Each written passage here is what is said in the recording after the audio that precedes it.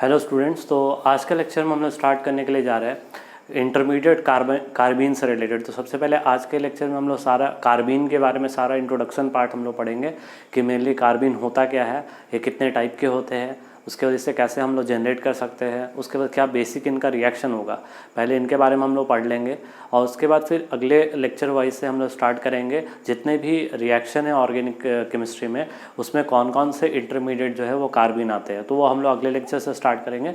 इस लेक्चर में बेसिक बिल्कुल हम बात करेंगे कि एक्चुअल में कार्बीन होता क्या है। जैसा कि हमने इंटरमीडिएट पढ़ा था, कार्बोकेटायन हमने पढ़ा, कार्बन आयन पढ़ा, फ्री रेडिकल पढ़ा, तो इसके बारे में तो हमने जीओसी में डिस्कशन भी कर रखा था। एकदम सिमिलर वे में जब हम लोग बात करते हैं कार्बीन का, तो कार्बीन भी कुछ उसी तरह का इंटरमीडिएट होता है। हालांकि हमने कार्बन नाइट्रेट के बारे में उतना ज़्यादा डिटेल में हमने नहीं पढ़ा था जीओसी में, तो यहाँ पर हम लोग सब इसलिए इंट्रोडक्शन में कार्बन के बारे में सारा डिटेल्ड हम लोग सारी इन्फॉर्मेशन लेंगे कि एक्चुअल में कार्बन होते क्या है और इसमें किस तरह का बॉन्डिंग स्कीम होता है, कितने इलेक्ट्रॉन्स होते हैं। तो आइए हम लोग स्टार्ट करते हैं कार्बन। तो सबसे पहला बात है, हमने यहाँ पे लिखा था neutral species in which carbon is having 6 electron. तो सबसे पहला बात तो हम लोग याद रख लेंगे कि जो कार्बन स्पीसीज होता है ये होता है न्यूट्रल, ठीक है। और इसमें कितने इलेक्ट्रॉन्स होते हैं? 6 इलेक्ट्रॉन होते हैं। तो ये चीज़ हमने यहाँ पे मेंशन कर रखा है। तो इसे हम क्या बोलते हैं? कार्बन कहते हैं। अब ध्यान से देखो, जब हम लोग कार्बोकेटायन की बात करते हैं तो कार्बोकेटायन में कितने इलेक्ट्रॉन होते हैं वहाँ पे?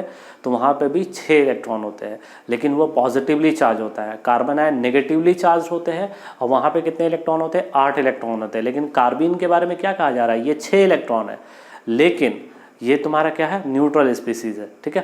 तो हम लोग जानेंगे कि कैसे ये तुम्हारा न्यूट्रली बिहेव कर रहा है, इसके बारे में हम लोग आगे पढ़ते जाएंगे, समझ में आएगा। अगला है कार्बन्स आर हाईली रिएक्टिव, यानी अभी तक हमने जो भी इंटरमीडिएट पढ़ा उसमें सबसे हाईली रिएक्टिव होता है तुम्हारा कार्बन, ठीक है।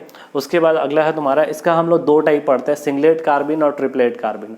अच्छा, हमने एटॉमिक स्ट्रक्चर में मल्टीप्लिसिटी वर्ड पढ़ा होगा। मल्टीप्लिसिटी को कैसे निकालते हैं? तो मल्टीप्लिसिटी को हम लोग लिखते हैं 2 इंटू नेट स्पिन प्लस 1, और नेट स्पिन हम लोग कैसे निकालते हैं? 2 इंटू प्लस माइनस हाफ। तो जितना भी तुम्हारा नेट स्पिन होगा उससे हम लोग वहाँ पे एस हम लोग निकालते हैं, उससे मल्टीप्लिसिटी का वैल्यू कैलकुलेट करते हैं। तो आगे हमने मल्टीप्लिसिटी का फॉर्मूला भी लिख रखा है उसमें। तो उसी मल्टीप्लिसिटी के बेसिस पे कार्बन को 2 पार्ट में डिवाइड करते हैं। अगर मल्टीप्लिसिटी 1 हुआ तो उसे हम सिंगलेट कार्बन कहते हैं, और अगर मल्टीप्लिसिटी 3 हुआ तो उसे हम ट्रिपलेट कार्बन कहते हैं। तो इसलिए हमने यहाँ पे लिखा सिंगलेट कार्बन और यहाँ पे हमने कहा ट्रिपलेट कार्बन। ये हमारा सिंगलेट कार्बन, ये हमारा हो गया ट्रिपलेट कार्बन, ठीक है। अब सबसे पहले हम लोग ट्रिपलेट कार्बन की बात करते हैं। तो हमने क्या कहा? मल्टीप्लिसिटी चूंकि 3 होता है इसलिए इसे हम क्या कहते हैं? Triplet carbon. तो यहाँ पर हमने लिखा due to multiplicity is equals to 3। अगला है, ये हमारा हंट्स रूल को फॉलो करता है। हंट्स रूल क्या कहता था? हंट्स रूल का ये कहना था कि सबसे पहले हम क्या करते हैं कि सारे ऑर्बिटल्स को सेम स्पिन के साथ पहले एक इलेक्ट्रॉन देते हैं, देन उसके बाद उन इलेक्ट्रॉन्स का अपोजिट स्पिन के साथ हम क्या कराते हैं? पेयरिंग कराते हैं। तो इसे हम कहते हैं हंट्स रूल। तो ट्रिपलेट कार्बन जो होता है वो हंट्स रूल को फॉलो करता है, ठीक है। तो हमने यहाँ पे मेंशन कर रखा है। उसके बाद अगला है, इसे हम रिप्रेजेंट कैसे करते हैं? तो इस तरीके से रिप्रेजेंट करते हैं। यहाँ पे देखो ध्यान से, 2 बॉन्ड पेयर है और 2 अलग अलग ऑर्बिटल में क्या है? एक इलेक्ट्रॉन है। क्योंकि कार्बन के पास अगर हम बात करेंगे तो यहाँ पे ध्यान से देखो कि इसका एक्चुअल में तुम्हारा जो एक एस है और एक पी है वो तुम्हारा यूटिलाइज हो चुका है तुम्हारा यहाँ पे, ठीक है। ये sp हो गया, ये sp हो गया, 2 बॉन्ड हो गया, 2 p और ऑर्बिटल कार्बन के पास बच गए। वो दोनों p ऑर्बिटल में एक एक इलेक्ट्रॉन तुम्हारा बच जाता है। क्योंकि देखो कार्बन का अगर हम कन्फिग्रेशन करते हैं तो हम क्या बोलते हैं? 2s2 2p2। अब इसका ग्राउंड स्टेट का ये कन्फिग्रेशन, एक्साइटेड स्टेट में 2s1 2p3। तो यानी कि एक s है और एक हमारे पास क्या है? 3p है। तो एक s के साथ ये p तो तुम्हारा 2 बॉन्ड पेयर बना चुका है। तो हमारे पास कितना ऑर्बिटल बच गया? p का, 2p का ऑर्बिटल बच गया। तो जो 2p का ऑर्बिटल बच गया उसको अच्छे से समझना। यहाँ पे कितने इलेक्ट्रॉन यूटिलाइज हो गए? टोटल 4 इलेक्ट्रॉन, ठीक है। sp में देखो 2 इलेक्ट्रॉन यहाँ पे, 2 इलेक्ट्रॉन यहाँ पे, तो बच गए 2 इलेक्ट्रॉन। वो 2 इलेक्ट्रॉन, एक इलेक्ट्रॉन इस ऑर्बिटल में, एक इलेक्ट्रॉन इस ऑर्बिटल में। तो हंट्स रूल का भी तो यही कहना है कि पहले एक एक इलेक्ट्रॉन क्या करो? सारे ऑर्बिटल को दे दो। तो यहाँ पर हमारे पास 2 ऑर्बिटल खाली था तो हमने दोनों ऑर्बिटल को एक एक इलेक्ट्रॉन दे दिया, तो स्ट्रक्चर ऐसा बन गया, ठीक है। मतलब ये कि अगर हम कह सकते हैं तो 2 बॉन्ड पेयर है इसके पास और 2 अनपेयर्ड इलेक्ट्रॉन है जो कि तुम्हारा डिफरेंट, ठीक है, डिफरेंट ऑर्बिटल में विद सेम स्पिन प्रेजेंट है। यहाँ पे देख लो 2 अलग अलग ऑर्बिटल में प्रेजेंट है और दोनों का स्पिन क्या है? बिल्कुल सेम है। उसके बाद हम अगला देखते हैं पैरामैग्नेटिक बिहेवियर का। ऑब्वियसली पैरामैग्नेटिक बोलेंगे, क्यों? क्योंकि दोनों इलेक्ट्रॉन जो है वो अनपेयर्ड है, ठीक है। तो इसलिए इसे हम क्या बोल रहे हैं? Paramagnetic electron. They can behave as biradical. हमने क्या देखा था बाई रेडिकल में? या रेडिकल की अगर हम लोग बात करते हैं तो रेडिकल में क्या होता था कि एक अनपेयर्ड इलेक्ट्रॉन एक ऑर्बिटल में प्रेजेंट होता था। यहाँ पे दो अनपेयर्ड इलेक्ट्रॉन दो अलग अलग ऑर्बिटल में प्रेजेंट है, इसलिए इसे हम क्या कह रहे हैं, बाई रेडिकल की तरह ये बिहेव कर सकता है। उसकी तरह अगला देखो, नंबर ऑफ अनपेयर्ड इलेक्ट्रॉन 2, ये तो भाई हमें दिख रहा है। उसके बाद देखो नंबर ऑफ अनपेयर्ड इलेक्ट्रॉन 2 होने के कारण नेट स्पिन एस का वैल्यू हमने निकाला 2 इंटू हाफ दैट इज 1, और यहीं से हमने मल्टीप्लिसिटी का वैल्यू कैलकुलेट कर दिया 2 into mod of S plus 1। यहाँ से मल्टीप्लिसिटी कितना आ गया, 3 आ गया। तो हमने देखो सबसे पहले ये 2 कितने अनपेयर्ड इलेक्ट्रॉन है, 2 अनपेयर्ड इलेक्ट्रॉन है, स्पिन कितना है सभी का तुम्हारा स्पिन, हम बोल रहे हैं कि स्पिन सबका सेम है, तो प्लस हाफ हमने कर दिया, इज इक्वल्स टू 1, तो मल्टीप्लिसिटी आ गया हमारा कितना, टोटल 3। तो हाइब्रिडाइजेशन क्या है, sp, क्योंकि दो बॉन्ड पेयर है। अब ये सोचो कि दो इलेक्ट्रॉन तुम्हारा अलग अलग ऑर्बिटल में प्रेजेंट है, तो कहीं ना कहीं वो तो रिपेल करेगा, तो बॉन्ड एंगल यहाँ पे होना चाहिए 180, लेकिन 180 तो होगा नहीं, दो इलेक्ट्रॉन उसको रिपेल करेगा, तो ये फ्री इलेक्ट्रॉन इसको रिपेल करेगा, इसको रिपेल करेगा, तो रिपेल करने के कारण बॉन्ड एंगल जो है वो कितना पहुंच जा रहा है, 130 टू 150 डिग्री के आसपास होता है। अगला हमारा कार्बिन है सिंगलेट कार्बिन। तो ये हमने कहा सिंगलेट कार्बिन तुम्हारा क्या होता है, सिंगलेट कार्बिन का नाम भी किस बेसिस पर रखा गया, इनका मल्टीप्लिसिटी 1 होने के कारण, ठीक है। तो हमने लिखा ड्यू टू मल्टीप्लिसिटी 1। उसके बाद देखो ये does not follow hunts rule. अब ये हंट्स रूल को फॉलो नहीं कर रहा है, मतलब ये होगा कि जैसे कि यहाँ जो दो ऑर्बिटल बचा हुआ था, ध्यान से देखेंगे अब, यहाँ जो दो ऑर्बिटल बचा होगा और दो इलेक्ट्रॉन होगा, तो दोनों इलेक्ट्रॉन एक ही ऑर्बिटल में प्रेजेंट हो गया, तो एक ऑर्बिटल वैकेंट हो गया। तो यहाँ पे ध्यान से देखो, एक वैकेंट ऑर्बिटल को रिप्रेजेंट किया हमने, ठीक है, और यहाँ पे दोनों इलेक्ट्रॉन को एक ही ऑर्बिटल में पेयर करवा दिया। इसको इस तरीके से भी रिप्रेजेंट कर सकते हैं कि दोनों इलेक्ट्रॉन को आपने क्या कर दिया, एक ही ऑर्बिटल में पेयर करा दिया, एक ऑर्बिटल को वैकेंट कर दिया। इसके कारण हम कह सकते हैं कि दो बॉन्ड पेयर है, एक लोन पेयर है और एक कंप्लीट वैकेंट ऑर्बिटल है, ठीक है। और जो दोनों तुम्हारा लोन पेयर होगा वो दोनों क्या होगा, सेम ऑर्बिटल में विद अपोजिट स्पिन प्रेजेंट होगा, अपोजिट स्पिन प्रेजेंट होगा, इसलिए यहाँ पे net spin zero, net spin zero, net spin zero, मतलब यहाँ पर कोई भी अनपेयर्ड इलेक्ट्रॉन नहीं है, जिसके कारण इनका नेचर क्या है, डायमैग्नेटिक। अब नेट स्पिन की बात करते हैं। देखो इसका स्पिन ये कैंसिल कर दिया, इसका स्पिन ये कैंसिल, इसका स्पिन भी कैंसिल हो गया, तो नेट स्पिन क्या हो गया, 0, मतलब एस का वैल्यू हो गया तुम्हारा 0। तो मल्टीप्लिसिटी कितना आ गया यहाँ से 1, ठीक है, इसलिए हम इसे क्या कह रहे हैं, सिंगलेट कार्बिन। अब यहाँ पे हाइब्रिडाइजेशन की बात कर लेते हैं। भाई दो बॉन्ड पेयर है, एक लोन पेयर है, तो हाइब्रिडाइजेशन क्या हो जाएगा यहाँ पे, इसका देख लो sp2 हमने लिख दिया, और बॉन्ड एंगल इस लोन पेयर आने के कारण भाई ऑब्वियसली 120 डिग्री तो होगा नहीं, तो बॉन्ड एंगल कितना है, 100 से 110 डिग्री के आसपास, ठीक है। तो ये बेसिक डिफरेंस होता है सिंगलेट और ट्रिपलेट कार्बिन में। तो अब देखो ध्यान से, दोनों में ज़्यादा स्टेबल कौन होगा, ट्रिपलेट कार्बिन होगा या सिंगलेट कार्बिन होगा। तो यहाँ पे देखो चूंकि ये हंट्स रूल फॉलो कर रहा है, तो हंट्स रूल फॉलो कर रहा है, तो दोनों इलेक्ट्रॉन जो है, ठीक है, वो क्या है तुम्हारा अपने अलग अलग ऑर्बिटल में, जिसके कारण उसका मल्टीप्लिसिटी ज़्यादा है।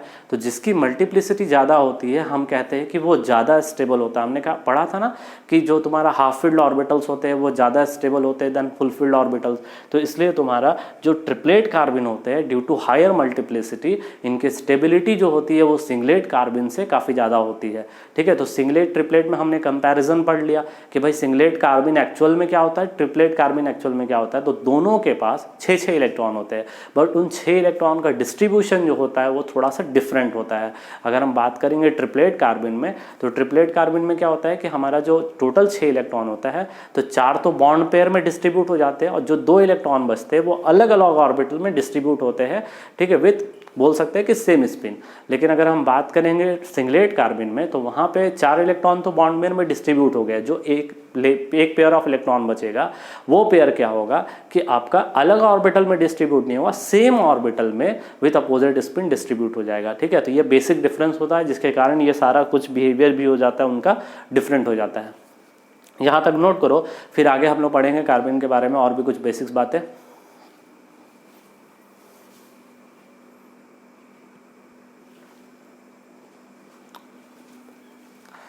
ठीक है, हमने कहा था अभी कि ट्रिपलेट कार्बिन जो होता है उसकी स्टेबिलिटी ज़्यादा होती है सिंगलेट कार्बिन से, ठीक है।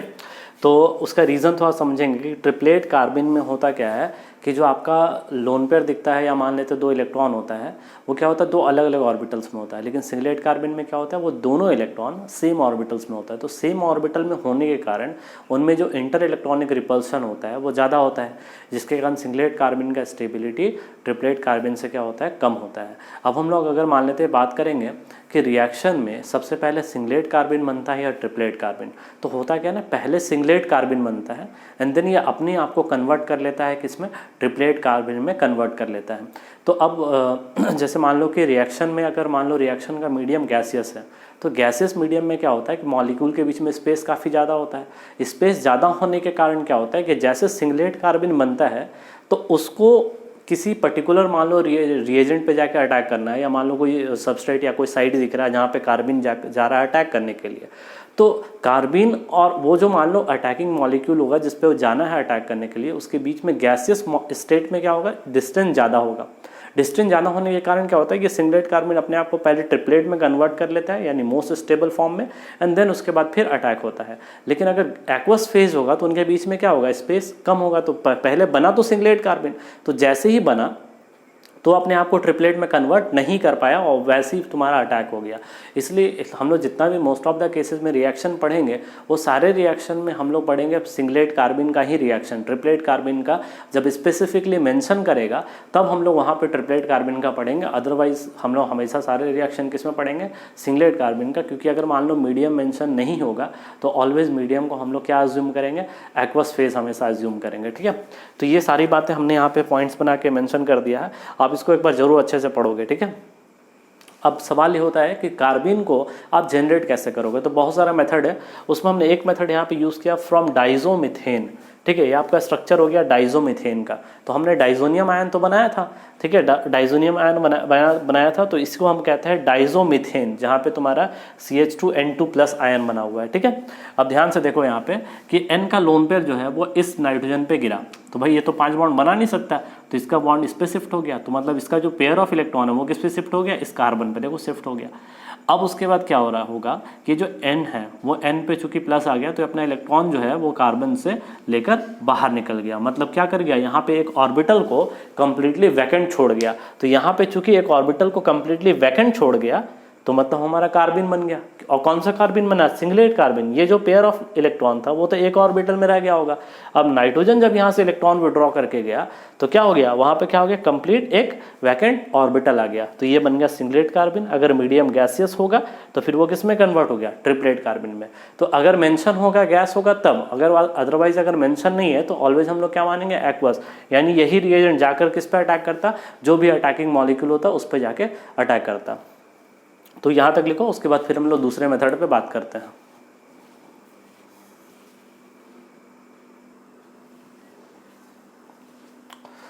ओके, हमने पहला मेथड अभी देखा था कि कार्बन को हम लोग कैसे फॉर्म कर रहे थे फ्रॉम डाइजोमीथेन। ये हमारा दूसरा मेथड है, कीटीन से कैसे बनाएंगे। देखो इस कंपाउंड को हम लोग कीटीन नाम देते हैं, CH2 double bond C double bond O। इसमें ऑक्सीजन का ये जो लोन पेयर है, ये लोन पेयर इस कार्बन पे गिरा, कार्बन का 5 बॉन्ड हो नहीं सकता है, तो ये वाला पाई इलेक्ट्रॉन इस पे शिफ्ट हो गया, तो CH2 पे एक लोन पेयर आ गया। ठीक है, ये CO। अब देखो ये कार्बन मोनोऑक्साइड एक अच्छा गैस बन के यहाँ से बाहर निकल सकता है, तो ये कार्बन क्या किया, इस कार्बन से अपने इलेक्ट्रॉन को विड्रॉ करके निकल दिया। जैसे निकलेगा तो कार्बन पे क्या क्रिएट कर गया, एक वैकेंट ऑर्बिटल। देखो वैकेंट ऑर्बिटल बना गया, तो ये हमारा क्या बन गया, कार्बन, एक लोन पेयर आ गया, यहाँ पे 2 बॉन्ड पेयर आ गया, एक वैकेंट ऑर्बिटल। ठीक है, तो हमारा कार्बन फॉर्म कर गया प्लस कार्बन मोनोऑक्साइड गैस बाहर। अगला देखो यहाँ पे ध्यान से, इसको हम लोग कह सकते हैं कि alpha hello carboxylic acid, NaOH ये क्या करता था, ये हमारा था डीकार्बोक्सिलेशन वाला रिएजेंट। ठीक है, तो डीकार्बोक्सिलेशन वाला रिएजेंट यहाँ से CO2 को रिमूव करता था और यहाँ पे क्या बनता था हमारा कार्बन आयन, मतलब एक लोन पेयर आ जाता था। और यहाँ से जब X लीव कर जाएगा तो X लीव कर गया तो क्या बन गया, यहाँ पे एक वैकेंट ऑर्बिटल बन गया, मतलब ये भी एक कार्बन जनरेट करके चला गया। अल्फा एलिमिनेशन, देखो ये बहुत कॉमन रिएजेंट है अल्फा एलिमिनेशन। यहाँ पे क्या होगा कि जैसे मान लो इस कार्बन से क्या जुड़ा हुआ है, ये हाइड्रोजन, और इसी कार्बन से क्या जुड़ा हुआ है, ये हैलोजन। ठीक है, तो यहाँ पे अल्फा एलिमिनेशन का मतलब ये होता है कि आप हाइड्रोजन को और साथ में प्रेजेंट किसी भी लिविंग ग्रुप को आप क्या कर रहे हो, सेम कार्बन से एलिमिनेट कर रहे हो। तो यहाँ पे देखो इसी कार्बन से ये हाइड्रोजन एलिमिनेट होगा और इसी कार्बन से ये भी क्लोरीन क्या हो जाएगा, एलिमिनेट हो जाएगा। तो देखो यहाँ पे जो बेस था वो इस H को लेके गया, जब H को लेके गया तो C पे क्या क्रिएट हो गया, एक लोन पेयर, देखो लोन पेयर आ गया और साथ में 3 क्लोरीन, तो 2 क्लोरीन ऐसे हमने बना दिया और 1 क्लोरीन हमने इस तरह से लिख दिया। अब क्लोरीन जो है वो एक अच्छा लिविंग ग्रुप है, तो उस कार्बन से अपना इलेक्ट्रॉन को विड्रॉ करके यहाँ से क्या कर गया, निकल लिया। जैसे यहाँ से निकल गया तो कार्बन पे क्या क्रिएट हो गया, एक वैकेंट ऑर्बिटल। तो देखो ध्यान से, एक वैकेंट ऑर्बिटल क्रिएट हो गया, क्या बन गया हमारा यहाँ पे, कार्बन बन गया। देखो अगला CH2Cl2 है, तो यहाँ पे बेस लिया, एक H को लेके गया तो बन गया एक C लोन पेयर। अब एक Cl अच्छा लिविंग ग्रुप है, जब निकल गया तो एक वैकेंट ऑर्बिटल बन गया। मतलब सिंपल है, एक लोन पेयर आएगा, एक वैकेंट ऑर्बिटल आएगा, दोनों मिलकर क्या जनरेट कर रहा है, हमारा कार्बन बन रहा है। मतलब इसके लिए एक नेसेसरी कंडीशन हम लोग ये कह सकते हैं कि उस कार्बन के पास मिनिमम एक हाइड्रोजन होना चाहिए और एक अच्छा लिविंग ग्रुप होना चाहिए। अगर ये दोनों अवेलेबल है, आराम से कार्बन हम लोग फॉर्म कर सकते हैं। जैसे अगला एग्जांपल देखो, क्लोरीन एक लिविंग ग्रुप है और एक हाइड्रोजन भी अवेलेबल है, तो OH माइनस से H को लेके चला गया, यहाँ से Cl लीव कर गया, वो देखो Cl लीव कर गया, H लीव कर गया, दोनों मिलकर क्या बना लिया, कार्बन। देखो यहाँ पे चारों हाइड्रोजन है, कोई अच्छा लिविंग ग्रुप है नहीं, तो इसलिए यहाँ पे कोई कार्बन बना ही नहीं। उसी तरह अगला यहाँ पे देखो, OH माइनस H को लेके चला गया तो CH, अब देखो इसके पास ऑप्शन है कि Cl को निकाले या Br को निकाले। ऑब्वियसली Br अच्छा लिविंग ग्रुप है, तो Br लीव कर गया, यहाँ पे कार्बन बन गया CHCl, ठीक है। फिर अगला देखो यहाँ पे CCl4 है, OH माइनस हिट, तो CCl4 है तो इसके पास तो हाइड्रोजन है नहीं, मतलब यहाँ पे अल्फा एलिमिनेशन नहीं होगा। तो अब देखो ध्यान से, OH माइनस क्या करेगा, आएगा कार्बन पर अटैक करेगा, Cl को बाहर निकालेगा। ऐसे यहाँ पे कितना क्लोरीन है, 4, तो इस तरह से 4 टाइम रिएक्शन होगा और चारों Cl देखो रिप्लेस हो गया किससे, OH से। अब एक ही कार्बन पे अगर हमारा 2 OH ग्रुप होगा तो हमने बताया था कि जो वाटर होगा, वाटर वहाँ से रिमूव हो जाएगा, ठीक है। देखो यहाँ पे कार्बन था, यहाँ पे एक OH, यहाँ का H लेकर चला गया, और यहाँ का OH, यहाँ का H लेकर चला गया। तो इस तरह से ध्यान से कि जब तुम्हारा यहाँ का हाइड्रोजन इस OH को लेकर चला गया, वाटर बन गया, और यहाँ का OH इस H को लेकर चला गया, वाटर बन गया, तो 2 मॉलिक्यूल वाटर जो है वो बाहर निकल गया, क्या बन गया हमारा, कार्बन डाइऑक्साइड। अब देखो यहाँ पे कार्बन टेट्राक्लोराइड है अगला स्ट्रक्चर, और यहाँ पे R Li से कर रहे हैं और साथ में तुम्हारा हीट रहेगा, ठीक है। तो R पे माइनस चार्ज है, तो R पे माइनस होगा तो कौन सा कार्बन बना रहा है, CCl2 कार्बन। चलो देखते हैं कैसे बना होगा। तो जो R का माइनस है वो क्या किया, एक Cl को रिप्लेस कर दिया, तो भाई ठीक है, R का जो माइनस है वो जब तुम्हारा Cl को रिप्लेस कर देगा तो हम कह सकते हैं कि तुम्हारा यहाँ पे R माइनस आ जाएगा, तुम्हारा बोल सकते हैं इसका लोन पेयर मान लो इस पे आके जुड़ जाएगा, तो बोल सकते हो कि R आ जाएगा, फिर यहाँ से एक Cl लीव कर जाएगा, तो कुल मिला के हम कह सकते हैं कि यहाँ पे कौन सा कार्बन जनरेट हो गया, CCl2 कार्बन हो गया। तो यहाँ पे जब R माइनस मान लो अटैक करेगा तो आप लिख सकते हो, कोई दिक्कत नहीं, यहाँ पे माइनस चार्ज, और ये तुम्हारा R अपना लोन पेयर को विड्रॉ करके यहाँ से जा सकता है, तो यहाँ से भी CCl2 कार्बन तुम्हारा जनरेट कर जाएगा। तो यहाँ तक नोट करो, फिर आगे हम लोग कुछ 1-2 और एग्जाम्पल करेंगे, या जनरेट करने का कोई और मेथड होगा तो उसको हम लोग चेक करेंगे।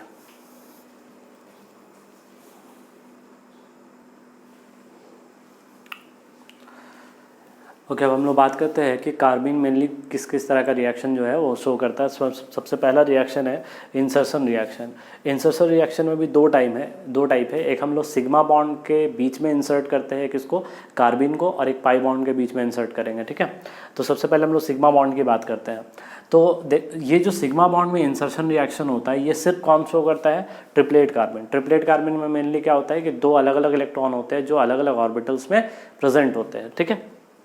तो देखो ध्यान से, लिखा हुआ होगा CH2N2 और हीट। अब हमें पता है अच्छे से कि डाइजोमीथेन को अगर हम हीट करते हैं तो क्या बनता है, हमारा CH2 कार्बन जनरेट होता है, तो ये हमारा CH2 कार्बन बन गया। अब ये ट्रिपलेट कार्बन है तो दोनों इलेक्ट्रॉन क्या होगा, अलग अलग ऑर्बिटल में प्रेजेंट होगा, देखो इस तरह से। अब हमने किया कि CH4 में कौन सा सिग्मा बॉन्ड है, कार्बन और हाइड्रोजन का सिग्मा बॉन्ड है, तो यहाँ पर होमोलाइटिक फिजन करा है, H डॉट के साथ एक कार्बन का ये डॉट रिएक्ट कर गया, और इस C का डॉट के साथ ये C का डॉट रिएक्ट कर गया, तो क्या बन गया, CH3 CH2, और इससे कौन जुड़ गया, हाइड्रोजन, तो CH3 बन गया। या इसको ज़्यादा एक्यूरेटली अगर लिखना चाहो तो इस तरीके से भी लिख सकते हो, ठीक है। तो इस तरह से हमने क्या किया, ये कार्बन और ये हाइड्रोजन के बीच में किसको इंसर्ट कर दिया, हमने CH2 को इंसर्ट कर दिया, ठीक है। उसी तरह से क्या होता है CH3। अब यहाँ पे देखो ध्यान से, यहाँ पे 2 तरह का सिग्मा बॉन्ड है, एक यहाँ पे है कार्बन कार्बन सिग्मा बॉन्ड और एक है कार्बन हाइड्रोजन सिग्मा बॉन्ड। तो सबसे पहले हमने कार्बन कार्बन के बीच में इसको इंसर्ट किया, ठीक है। यहाँ पे होमोलाइटिक फिजन गिराया, यहाँ पे एक इलेक्ट्रॉन आ गया आपके पास, ठीक है। देख लो, एक इलेक्ट्रॉन यहाँ पे आ जाएगा, एक इलेक्ट्रॉन यहाँ पे आ जाएगा, ये एक इलेक्ट्रॉन इसके साथ मिल गया, ये एक इलेक्ट्रॉन इसके साथ मिल गया, क्या बन गया, CH3 CH2 एंड CH3। तो तो ये हो गया इंसर्शन इन कार्बन कार्बन सिग्मा बॉन्ड।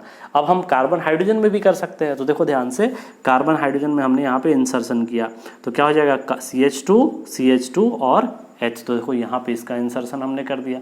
उसी तरह से ये भी इंसर्शन यहाँ पे हो गया था, हमने इंसर्ट किया था। ठीक है, अब अगला देखो, यहाँ पे या तो हम इनके बीच में इंसर्ट कर सकते हैं, अब ये दोनों तो आइडेंटिकल है, और या तो इस दोनों कार्बन हाइड्रोजन में कर सकते हैं, या तो इन दोनों कार्बन हाइड्रोजन में कर सकते हैं। तो देखो मार्क कर लेते हैं, ठीक है, या तो इनके बीच में इंसर्ट कर सकते हैं, या तो इनके बीच में इंसर्ट करते हैं। तो टोटल कितना पॉसिबिलिटी, 1 2 और 3 पॉसिबिलिटी, मतलब कितना कार्बन, कितना प्रोडक्ट हमारा बन जाएगा, 3 प्रोडक्ट बनेगा। तो देखो सबसे पहले हमने इनके बीच में इंसर्ट कर दिया, तो क्या बन जाएगा हमारा CH3, एक इसका इंसर्ट किया, देखो इसके बीच में इंसर्ट कर दोगे तो ये बन गया, देख लो ये हमारा इंसर्ट कर दिया हमने। उसी तरह से ये हमने इंसर्ट किया, देखो CH और इसके बीच में ये इंसर्ट हमने कर दिया, और इसका हमने 2 पॉसिबिलिटी बनाया, कार्बन कार्बन इंसर्शन और कार्बन हाइड्रोजन इंसर्शन। अगर मान लो कि कार्बन हाइड्रोजन अगर इसमें इंसर्ट करोगे, इस वाले में, तो प्रोडक्ट क्या दिखेगा, ये दिखेगा। तो इस तरह से कितना पॉसिबिलिटी बन जाएगा, इसका 2 पॉसिबिलिटी यहाँ लिख दिया, carbon carbon insertion and carbon hydrogen insertion. कौन सा, 1 डिग्री, मतलब 1 डिग्री वाला, और 2 डिग्री वाला ये वाला हो गया। इस तरह से वहाँ पे हमने ब्यूटेन बनाया है, तो उसका तुम्हें पॉसिबिलिटी चेक करके सारे प्रोडक्ट्स बनाना है। देख लो ध्यान से, एक तो आपका एक ये पॉसिबिलिटी है और दूसरा पॉसिबिलिटी है, 2 तो यहीं से दिख रहा है। उसके बाद यहाँ पे कार्बन हाइड्रोजन के बीच में इंसर्शन, यहाँ पे कार्बन और हाइड्रोजन यहाँ पे इंसर्ट कर सकते हो, उसी तरह से यहाँ पे भी इंसर्ट कर सकते हो। ये दोनों क्या है, तुम्हारा डिफरेंट है, तो ये इंसर्ट करके इसके सारे प्रोडक्ट्स आप एक बार बनाकर चेक करोगे। ठीक है, यहाँ तक लिखो, उसके बाद हम लोग इसका दूसरा रिएक्शन पढ़ेंगे।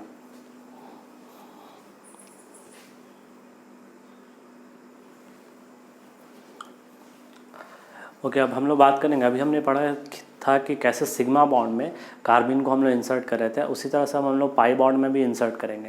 लेकिन हमने वहाँ पे देखा था कि सिग्मा बॉन्ड में इंसर्शन जो था वो सिर्फ कौन शो करता था, सिर्फ ट्रिपलेट कार्बिन के थ्रू हम लोग देख रहे थे। लेकिन अगर हम लोग यहाँ पे बात करेंगे पाई बॉन्ड में, तो ये सिंगलेट भी शो कर सकता है और ट्रिपलेट भी शो कर सकता है। तो हम लोग दोनों रिएक्शन को देखेंगे। तो सबसे पहले अगर मान लो हम बात करें, ये हमारा CC पाई बॉन्ड है, इस CC पाई बॉन्ड में इस कार्बिन को हमें इंसर्ट करना है। तो देखो ये कार्बिन का था, इस पाई बॉन्ड में जाकर इंसर्ट होकर ये बना लिया। अब अगर मान लेते हैं कार्बिन अगर सिंगलेट टाइप है, तो सिंगलेट कार्बिन में क्या होता है कि जो पेयर ऑफ इलेक्ट्रॉन होता है वो एक ही ऑर्बिटल में होता है और एक वैकेंट ऑर्बिटल होता है। तो इसका जो पाई इलेक्ट्रॉन था वो किसी एक कार्बन में शिफ्ट हुआ, तो इस पे आ गया नेगेटिव चार्ज। तो ये नेगेटिव चार्ज इस कार्बन पे देने लगा वैकेंट ऑर्बिटल पे, और इसका लोन पेयर चूंकि यहाँ पे वैकेंट आ रहा होगा तो ये इस पे देने लगा। ठीक है, तो इस तरह से यहाँ पे क्या हो गया, इंसर्ट हो गया। तो एक ट्रांजिशन स्टेट बनता है, यहाँ पे कोई इंटरमीडिएट का फॉर्मेशन नहीं होता है, ट्रांजिशन स्टेट बनता है एंड इससे फाइनली ये प्रोडक्ट आपका फॉर्म कर जाता है। अब चूँकि यहाँ पे ट्रांजिशन स्टेट बन रहा है, तो इसलिए हम कह सकते हैं तुम्हारा कि यहाँ पे किसी तरह का कोई रोटेशन नहीं होता है। ठीक है, मतलब रोटेशन कहने का मतलब होता है ये जो आपका बॉन्ड दिख रहा है, ये वाला बॉन्ड, ठीक है, इस बॉन्ड के अबाउट हम लोग रोटेशन का बात करते हैं कि क्या यहाँ कोई रोटेशन पॉसिबल है या नहीं है। तो चूंकि ट्रांजिशन स्टेट बन रहा है, कोई इंटरमीडिएट नहीं बन रहा, मतलब यहाँ पे सिग्मा बॉन्ड तो बन रहा है लेकिन एक साइक्लिक रिंग यहाँ पे ट्रांजिशन स्टेट बन रहा है। और हमें पता है कि जो साइक्लिक रिंग होता है वो रिस्ट्रिक्टेड सिस्टम होता है, उसे रोटेट हम किसी बॉन्ड के अबाउट नहीं कर सकते हैं due to high ring strain. ठीक है, तो मतलब यहाँ पे तो इसको रोटेट किया नहीं जा सकता है, इसलिए हम यहाँ पे लिख रहे हैं there is no free rotation in transition state. अगला है singlet carbene always does syn addition. तो यहाँ जो ये कार्बिन का एडिशन होगा ये ऑलवेज कैसा नेचर का होगा, सीन एडिशन नेचर का होगा। यानी कि ये जो मतलब कि जिसका न्यूक्लियोफाइल जिस साइड से अटैक कर रहा होगा उसी साइड से इसका भी न्यूक्लियोफाइल जाके अटैक कर रहा था। क्योंकि इस अगर हम इलेक्ट्रोफाइल की बात करें ये कार्बिन पे, तो ये इलेक्ट्रोफिलिक साइड भी है और न्यूक्लियोफिलिक साइड भी है। तो ये दोनों बिल्कुल सेम तरीके से, यानी जिस साइड से इसका न्यूक्लियोफाइल इस पर आके अटैक कर रहा होगा उसी साइड से इसका न्यूक्लियोफिलिक साइड इसके इलेक्ट्रोफिलिक साइड पे जाके अटैक कर रहा होगा। इसलिए एडिशन टाइप इसको कैसा प्रेफर कर रहे हैं हम लोग, सीन एडिशन प्रेफर कर रहे हैं। ठीक है, अब देखो case 2, if triplet कार्बिन is involve. अगर ट्रिपलेट हुआ तो ट्रिपलेट में क्या होगा, दोनों के पास एक एक इलेक्ट्रॉन होगा। तो ये एक इलेक्ट्रॉन और इस कार्बन का ये जो एक इलेक्ट्रॉन टूट रहा होगा, दोनों मिलकर एक यहाँ पे बॉन्ड बना लिया। इसके पास एक रेडिकल बन गया, इसके पास एक रेडिकल बन गया, मतलब ये रेडिकल बन गया। तो ये इंटरमीडिएट फॉर्म करता है यहाँ पे। इस इंटरमीडिएट के कारण इस बॉन्ड के अबाउट आराम से रोटेशन क्या है, पॉसिबल है। हालांकि वो जो रेडिकल बनेगा वो रेडिकल आपस में फिर से कंबाइन करके यही प्रोडक्ट बना देगा, लेकिन यहाँ तो देख लो ये रोटेशन पॉसिबल है। तो रोटेशन पॉसिबल होगा तो एक बार ये CH2 कार्बन इधर से ऐड होगा, एक बार CH2 कार्बन जब रोटेट कर जाएगा तो ऊपर से ऐड होगा। हालांकि दोनों ही एडिशन में अगर हम बात करेंगे नेचर ऑफ प्रोडक्ट तो बिल्कुल सेम होगा, कोई डिफरेंस यहाँ पे नहीं आएगा, ठीक है। लेकिन अभी हम लोग आगे देखेंगे कुछ अगर मान लो स्ट्रक्चर में डिफरेंस आएगा तो वहाँ पे दोनों तरीके से अटैक करने पे क्या हो सकता है कि तुम्हारा वो अलग अलग प्रोडक्ट फॉर्म कर सकता है। मतलब ये कि जैसे मान लो ये अटैक कर रहा है इस पर, ये वाला रेडिकल इधर से भी अटैक कर सकता है और अगर ये रोटेट कर गया तो अपोजिट साइड से अटैक करेगा। मतलब यहाँ पे एडिशन टाइप सिन भी हो रहा है और एंटी भी हो रहा है। तो सबसे पहले हमने यहाँ पे देखा कि इंटरमीडिएट भी बन रहा है, यहाँ पर रोटेशन भी पॉसिबल है। अब चूंकि रोटेशन पॉसिबल है इसलिए सिन और एंटी दोनों तरीके से यहाँ पर जाके एडिशन हो सकता है। अभी जो CH2 कार्बन यहाँ पे लगा हुआ है ये रोटेशन कर जाएगा तो CH2 कार्बन इधर चला जाएगा। तो मान लो CH2 कार्बन यहाँ पर है तो इसका आराम से एडिशन यहाँ पे हो सकता है, तो ये तो सिन नेचर का हो जाएगा। लेकिन अगर मान लेते ये इधर चला गया तो अब एडिशन इस तरह से हो रहा होगा। मतलब यहाँ पे दो पॉसिबिलिटी है इसका, तो सिन एडिशन से भी जा सकता है और ये एंटी एडिशन के थ्रू भी जा सकता है। अगला हमारा है केस 1 कि अगर मान लेते कि एल्किन, ये हमने इलेक्ट्रोफिलिक एडिशन रिएक्शन में ऑलरेडी पढ़ रखा था।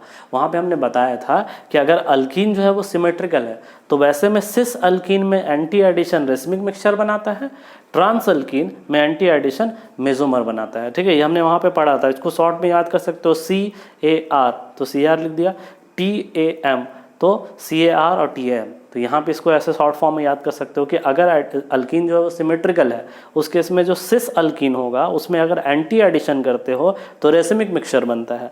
लेकिन अगर ट्रांस होगा और उसमें एंटी एडिशन होता तो क्या बनेगा, हमारा मेजोमर बनेगा। अब जैसे मान लेते सिस अल्कीन में अगर सिन एडिशन करते हैं, अब देखो सिन एडिशन की बात कर रहे हैं तो क्या बनेगा मेजो, और ट्रांस में अगर सिन करते हैं तो क्या बनता है रेसिमिक। मतलब आप ना इसको इस तरीके से याद कर सकते हो, सिन और सिस एक तरह से सिमिलर मान लो, ट्रांस और एंटी एक तरह से सिमिलर मान लो। तो जब भी मान लो कि सिमिलर कॉम्बिनेशन आएगा वहाँ पे हमेशा मेजोमर बनेगा, जहाँ अपोजिट आ जाएगा वहाँ रेसमिक बन जाएगा। देखो कैसे, मेजोमर यहाँ पे बना है पक्का दोनों सेम होगा, एंटी ट्रांस सेम सेम है, ठीक है। रेसमिक बना मतलब उल्टा होगा, एंटी सिस रेसमिक बना। अब देखो यहाँ पे सिस सिन मतलब पक्का मेजो बनेगा, ट्रांस सिन मतलब क्या बनेगा रेसमिक। अगर मान लो ये ट्रिक नहीं भी याद करते हो CAR TAM या यहाँ पे CSM और TSR तो ऐसे भी याद कर सकते हो सिमेट्रिकल अल्कीन में, लेकिन ये वैलिड है, ठीक है। मतलब सिन और सिस क्या बना लेगा मेजो, क्योंकि दोनों सेम सेम है लेकिन अपोजिट हो जाए, सिन और मान लो कि सिस की जगह ट्रांस कर दे तो क्या बन जाएगा रेसमिक। तो इस तरीके से भी इसको आराम से याद किया जा सकता है। अगला है case 2, if alkene is unsymmetrical. अब अगर अल्कीन अनसिमेट्रिकल होगा तो सिस लो या ट्रांस लो, उसमें एडिशन सिन हो या एंटी हो, क्या बनेगा ऑलवेज रेसमिक मिक्सचर बनेगा। अब एक चीज़ और याद रखोगे, ट्रिपलेट कार्बन, ठीक है। अगर हम बात करें ट्रिपलेट कार्बन का तो चूंकि ये रोटेट कर जा रहा है तो रोटेट कर जा रहा मतलब फिक्स नहीं है कि एक ही तरह से ऐड होगा, ये सिन से भी जा सकता था और एंटी से भी जा सकता था। इस नेचर के कारण हम लोग जब भी बात करते हैं ट्रिपलेट कार्बन का तो कहते हैं कि ये नॉन स्टीरियो सेलेक्टिव और नॉन रिजियो सेलेक्टिव नेचर का होता है, इसलिए बोलते हैं इसको नॉन सेलेक्टिव नेचर का होता है। लेकिन सिंगलेट कार्बन चूंकि इनका हमने देखा एडिशन जो है वो सिर्फ एक ही टाइप एडिशन प्रेफर कर सकता है तो इसलिए इसे हम कहते हैं stereo specific and stereo selective. तो सिंगलेट कार्बन क्या होता है stereo specific and stereo selective, लेकिन ट्रिपलेट कार्बन क्या होता है नॉन सेलेक्टिव नेचर का होता है। अब देखो हमें अगर मान लो कि क्वेश्चन में कुछ भी मेंशन नहीं होगा कार्बन का नेचर तो क्या मानेंगे हम लोग ऑलवेज कार्बन का नेचर सिंगलेट मानेंगे, और सिंगलेट मानेंगे तो वैसे केस में क्या बनेगा ऑलवेज हम लोग क्या कंसिडर करेंगे तो हम लोग उसका स्टीरियो सेलेक्टिव नेचर और स्टीरियो स्पेसिफिक नेचर को भी कंसिडर करेंगे। यहाँ तक नोट करो, फिर उससे रिलेटेड हम लोग कुछ सवाल देखते हैं।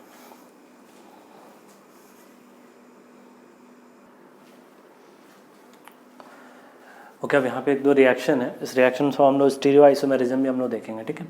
तो सबसे पहले हम लोग मान लो बात यहाँ पे करते हैं। देखो यहाँ पे गैसेस फेज लिखा हुआ, अगर गैसेस फेज लिखा हुआ होगा तो इसका मतलब हम लोग क्या समझेंगे कि यहाँ पे जो कार्बन बन रहा होगा सबसे पहले हमने कहा था कि सिंगलेट बनता है, देन उसके बाद ट्रिपलेट में कन्वर्जन होता है। तो गैसेस फॉर्म में वो किस में रह जाता है ट्रिपलेट में कन्वर्ट हो जाता है, लेकिन अगर हम लोग बात करेंगे इसमें तो वो किस में कन्वर्ट हो जाता है ऑलवेज सिंगलेट में कन्वर्ट रहता है, ठीक है। तो गैस फेज में ट्रिपलेट कार्बन बना तो ट्रिपलेट कार्बन जो है वो कैसा एडिशन फेवर करता है, सिन भी जाता है और एंटी भी फेवर करता है। तो यहाँ पर कैसा है, सिस अल्कीन। तो सिस अल्कीन में सिन और एंटी दोनों बन जा रहा है, तो वो दोनों फॉर्म हमने बना दिया। लेकिन अगर ट्रांस सिस में अगर हम बात करेंगे CH2N2 एक्वस फेज में, तो एक्वस फेज में जो है वो सिर्फ कैसा एडिशन फेवर करता है, चूंकि सिंगलेट कार्बन बनता है तो सिंगलेट कार्बन का एडिशन टाइप कैसा होता है, सिन। तो ये एडिशन टाइप सिन है और ये सिस है, तो कैसा बनेगा, सिर्फ तुम्हारा यहाँ पे बनेगा ओनली सिन, या बोल सकते हैं कि ओनली मेजोमर। ठीक है, यहाँ पे सेम साइड अपोजिट साइड दिखाने का मतलब ये होता है कि अगर मान लो इसको आप ऐसे भी दिखा सकते हो, सपोज मान लो ये है, तो अगर ये वेज पे है तो ये भी वेज पे है, और ये अगर एक वेज पे है तो दूसरा कहाँ पे होगा, डैश पे होगा। इस तरीके से रिप्रेजेंट कर रहे हैं, वहाँ पे C90 का मतलब यही है। अब देखो सेम यहाँ पे ट्रांस ले लिए, तो ट्रांस अगर लेंगे और गैसियस फेज है तो इसमें तो दोनों एडिशन होगा, तो देखो दोनों एडिशन हमने करा दिया। और अगर ट्रांस में एडिशन टाइप भी कैसा है, तो देखो हमने यहाँ पे बोला कि एडिशन टाइप इसका जो होता है, अगर हम बात करेंगे किसका, ट्रिपलेट कार्बन का, तो ट्रिपलेट कार्बन एक्वस फेज में किस में कन्वर्ट रहता है, अगर हम बात करेंगे सिंगलेट कार्बन में। देखो एक्वस फेज में कौन सा कार्बन बनेगा, सिंगलेट, और इसमें क्या बन रहा है तुम्हारा, ट्रिपलेट। ठीक है, तो ट्रिपलेट का एडिशन हुआ तो वो दोनों बन गया। सिंगलेट का एडिशन टाइप कैसा होता है, तो इसका होता है सिन, ठीक है, और यहाँ पे होता है आपका ट्रांस। तो अगर मान लो ये सिन है और ये ट्रांस है, तो यहाँ पर आपको दोनों पॉसिबिलिटी मिल सकता है। ठीक है, सिन और ट्रांस दोनों मिलेगा, तो एक तो ये बन गया, और दूसरा पॉसिबिलिटी क्या है कि दोनों का दोनों वेज पे हो। ठीक है, यानी कि आपका ये बन गया मेजोमर, मतलब कि ये इसका जस्ट क्या हो जाएगा, मिरर इमेज, मतलब यहाँ पे आपका क्या बन जाएगा, रेसमिक मिक्सचर। ठीक है, तो रेसमिक मिक्सचर फॉलो कर रहे हैं, देख लो ध्यान से, ट्रांस है और एडिशन टाइप सिन है, तो ट्रांस सिन अपोजिट हो गया तो रेसमिक बनेगा, दोनों एक दूसरे का मिरर इमेज। उसी तरह से देखो यहाँ पे CH2Li RLi है। अब RLi कैसे काम करता है समझना ध्यान से, R माइनस है, H को लेके गया, H को लेके गया तो C पे क्या आ गया, लोन पेयर, यहाँ से Cl लीव कर गया, तो क्या बन गया, कौन सा कार्बन बना, CHCl कार्बन बना। वो CHCl आराम से जाके इसके बीच में क्या हो गया, इंसर्ट हो गया, ये बन गया हमारा CHCl। ठीक है, सेम उसी तरह से RLi CCl4 है, तो CCl4 है तो देखो R माइनस जो है इसका रिएक्शन अभी हमने किया था। ठीक है, देखो समझो, R का लोन पेयर Cl के वैकेंट ऑर्बिटल में गया, तो Cl के वैकेंट ऑर्बिटल में गया तो कार्बन यहाँ से Cl से इलेक्ट्रॉन को विड्रॉ कर लिया। क्यों, क्योंकि Cl को लोन पेयर कौन दे रहा था, ये R दे रहा था, तो क्या बन के बाहर निकल गया RCl, और यहाँ पे क्या बन गया, C लोन पेयर CCl2, और इसके साथ एक क्लोरीन अटैच है, chlorine as a good leaving group बाहर निकल गया Cl माइनस। तो बाहर जब निकल जाएगा, ठीक है, इसको यहाँ पे अगर मैं लिख दूँ तो ज़्यादा सही रहेगा, Cl माइनस यहाँ से बाहर लीव कर गया, तो क्या बन गया, एक वैकेंट ऑर्बिटल, मतलब यहाँ पे कार्बन जनरेट हो गया। अब CCl2 कार्बन जाकर ऐड हो गया यहाँ पे। अब देखो सेम रिएक्शन है, इसमें थोड़ा सा हमने एक्सचेंज किया, क्या देखो, RLi 2 इक्विवेलेंट ले लिया, देखो यहाँ पे एक इक्विवेलेंट था, यहाँ पे भी एक इक्विवेलेंट था, लेकिन यहाँ पे 2 इक्विवेलेंट लेंगे तो क्या चेंज होगा, देखो ध्यान से समझो।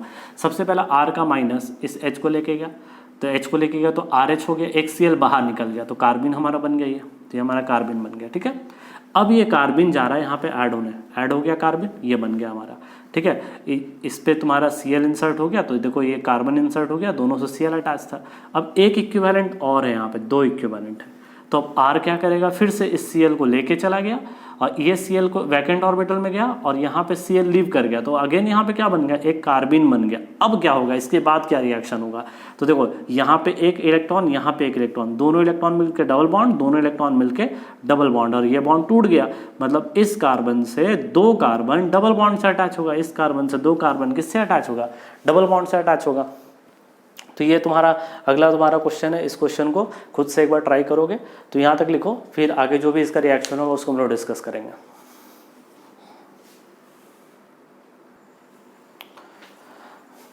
ओके, हमारा अगला रिएक्शन है रिएक्शन विद लोन पेयर, यानी कि कार्बन जो है वो लोन पेयर के साथ कैसे रिएक्ट करता है। तो आज हम लोग देखते हैं, देखो यहाँ पे N का लोन पेयर है, ये हमारे पास कार्बन है, तो N अपना लोन पेयर क्या किया, इसके वैकेंट ऑर्बिटल में डोनेट किया। अब ध्यान दो, यहाँ पे हमें मीडियम कुछ मेंशन है नहीं, तो मीडियम मेंशन नहीं हो तो कौन सा कार्बन हम लोग ऑलवेज अज्यूम करेंगे, सिंगलेट कार्बन को। ठीक है, तो हमारा सिंगलेट कार्बन हो गया, इसलिए इसके पास वैकेंट ऑर्बिटल है, तो ये अपना लोन पेयर इसके वैकेंट ऑर्बिटल में डोनेट कर दिया, तो N पे कौन सा चार्ज आ जाएगा, प्लस चार्ज आ गया। अब यहाँ से क्या करेगा, ये अपने H को रिलीज कर दिया, H को रिलीज किया तो H प्लस के फॉर्म में बाहर निकल गया। अब उसके जस्ट बगल में कार्बन है जिसके पास लोन पेयर है, तो क्या कर दिया, उस लोन पेयर को आराम से उस H प्लस को डोनेट कर दिया, तो क्या बन गया हमारा RNSCH3, यानी कि 1 डिग्री एमीन से अगर आपको 2 डिग्री एमीन बनाना हो तो उसका एक तरीका भी हो गया 1 डिग्री से 2 डिग्री कन्वर्ट करने का तरीका। सेम यहाँ पे अल्कोहल है, ऑक्सीजन अपना लोन पेयर इसके वैकेंट ऑर्बिटल में डोनेट कर दिया, O पे प्लस चार्ज आ गया, यहाँ से H को रिलीज कर दिया, H को रिलीज करेगा, कार्बन अपना लोन पेयर उस H को देखो डोनेट कर दिया, तो क्या बन गया ROCH3, यानी कि अल्कोहल से क्या बना लिया हमने, ईथर का प्रिपरेशन कर लिया। उसी तरह यहाँ पे question CH3 CH2 NH2 CH2, ये कौन सा कार्बिन हमारा जनरेट करेगा, CH2 कार्बिन जनरेट करेगा। ये CH2 कार्बिन इस पे अटैक करेगा तो 1 डिग्री से कौन सा इवन बन जाएगा, 2 डिग्री इवन बन जाएगा। अब देखो यहाँ पे अगला है CH3 CH2 OH और CH2N2 है, तो CH2N2 जो है वो कौन सा कार्बिन बना रहा होगा, CH2 कार्बिन बना रहा होगा। तो CH2 कार्बिन अगर इसके साथ ऐड होगा, देखो मैं इसका मैकेनिज्म नहीं बना रहा हूँ, ठीक है, ये क्या बन जाएगा OCH3 बन जाएगा। अगला देखो यहाँ पे कौन सा कार्बिन बनेगा, तो सबसे पहले इससे कार्बिन हम जनरेट कर लेते हैं। तो R माइनस अटैक करेगा किस पे, H पे अटैक करेगा, तो क्या बन जाएगा RH, और यहाँ से Cl भी बाहर हो जाएगा, तो क्या बन जाएगा CHCl, यहाँ पे कार्बिन बन गया। अब ये कार्बिन जाकर यहाँ पे ऐड हो जाएगा, तो क्या बन जाएगा CH3 CH2S CH2Cl, ये बन जाएगा। उसी तरह देखो ये क्वेश्चन देखो, ये क्वेश्चन थोड़ा सा अच्छा है, इसको थोड़ा समझते हैं बात को। यहाँ पे ऑक्सीजन यहाँ पे बेस है, तो सबसे पहले ये जो OH माइनस होगा वो CHCl3 से कैसे रिएक्ट करेगा, देखो अच्छे से, अल्फा एलिमिनेशन, ये इस H को लेके चला गया, क्या बन गया C पे लोन पेयर Cl3, अब यहाँ से Cl माइनस भी लीव कर गया, कार्बिन बन गया CCl2 कार्बिन। अच्छा बेसिक मीडियम मेंशन नहीं है कि कितना है, ठीक है, तो मीडियम मेंशन नहीं हो तो ये बेस क्या करेगा, इस H को भी लेके जाएगा, एसिडिक H है, तो जब उसको लेके चला जाएगा तो क्या बन जाएगा हमारा O माइनस, ठीक है, क्योंकि ये जो बेस है OH माइनस इस H को भी लेके चला गया तो O माइनस बन गया। अब ये लोन पेयर क्या करेगा, CCl2 कार्बिन पे अटैक करेगा, तो अटैक कर देगा तो यहाँ पे क्या बन जाएगा तुम्हारा OCCl2 और इस पे लोन पेयर। अब जो बेस इस H को लेके गया था उस H को यहाँ पे प्रोटोनेट कर सकता है, तो H2O में अगर मान लो इसको हमने H2O से रिएक्ट करा दिया तो बाहर हो जाएगा OH माइनस और H जाके इससे जुड़ जाएगा, तो क्या बन जाएगा O, और यहाँ पे आपका आ जाएगा CHCl2, ठीक है। अब देखो ये सवाल देखो, इस सवाल में तुम्हारा क्या डिफरेंस होगा पता चल जाएगा।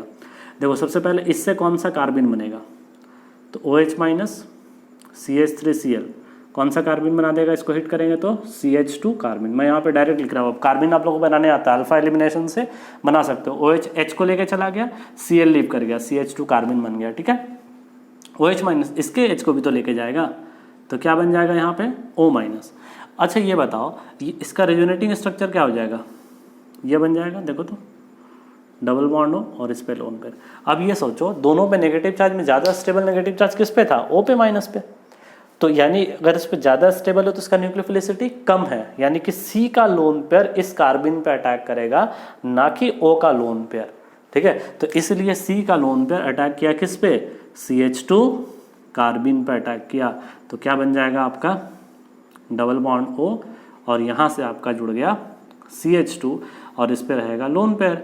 अब जो तुम्हारा OH माइनस से H को लेके चला गया था तो यहाँ से आप इसको H प्लस दे दोगे तो क्या बन जाएगा डबल बॉन्ड O और CH3। तो इस तरह से आपका फाइनल प्रोडक्ट बन जाएगा, ठीक है। उस प्रोडक्ट को मैं यहाँ पे लिख दे रहा हूँ कि प्रोडक्ट फाइनल क्या बनेगा। यहाँ पे डबल बॉन्ड O था और इस पे CH2 लोन पेयर आ गया था और इसको H प्लस हमने दे दिया, तो ये हमारा फाइनल प्रोडक्ट बन गया ये और CH3, ठीक है। तो इस तरीके से फाइनल प्रोडक्ट, तो ये देखा रिएक्शन कैसे लोन पेयर के साथ कैसे रिएक्ट कर रहा था। तो ये हमने आज पढ़ा जितना भी था वो सारा था बेसिक्स, जितना भी हम लोग पढ़े कार्बिन के बारे में, ठीक है।